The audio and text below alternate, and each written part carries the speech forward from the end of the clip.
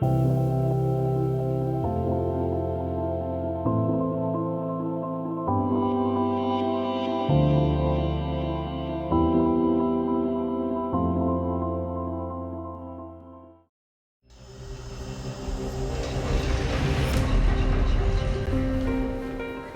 what about the things that can stop you being aware of your situation and the environment?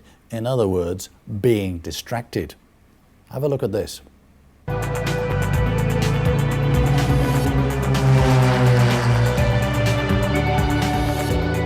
So how do you know when you're losing SA?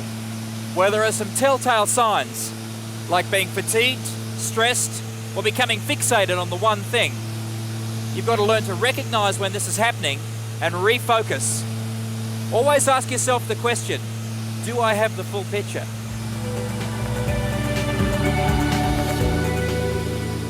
Most of the times whenever I've lost SA have been because, for a number of reasons, but generally I can always bring it down to one fact, and that's being distracted from flying the aircraft, whether it be being bore-sighted on looking at something on the ground, getting distracted by trying to decipher something on a chart, and not paying attention to my instruments. It's been imprinted in my brain, if you will, about losing SA. It's always been about doing something either by horsing around or something that I didn't plan to do. At the moment's decision, I went and decided to do something different in the aircraft than I normally do. Early in my Air Force career, I was flying F-18s, and we were in just a training mission. We were strafing a target, so using the gun, diving at the ground, you pull the trigger, you shoot about 100 rounds a second into that target, and then you stop the shot and you pull away from the ground. You miss the ground by 200 to 300 feet on this particular pass. So I rolled in, I put the pipper on the target.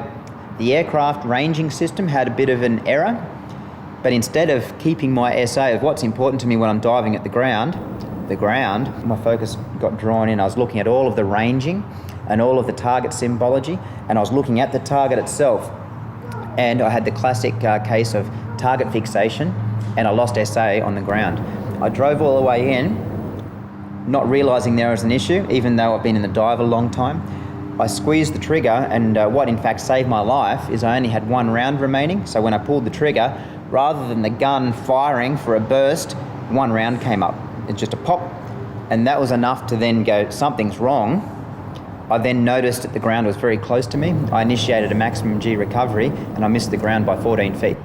So very close to killing myself, all because I lost track of what was very important at the time, and that is the ground was the most important thing to me. Trying to get an accurate score was secondary to that. I reversed those two and concentrated on the score and not the ground, and the ground nearly won.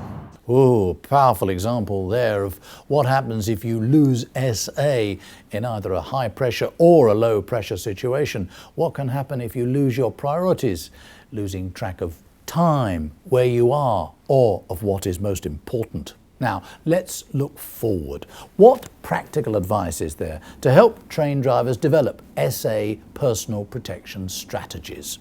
Let's go back to Dr. Kevin Fong for some ideas.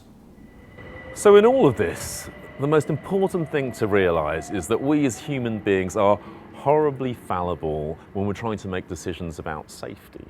None of us is a superhero. You can't build safe systems out of superheroes. We have to acknowledge that we're frail when we're confronted with these high pressure situations. And part of our protection for that is to build well-honed protocols that we adhere to, that we can follow, so that when real emergencies arise, we have some spare capacity to cope. And that really is the single most important lesson to take away from all of this.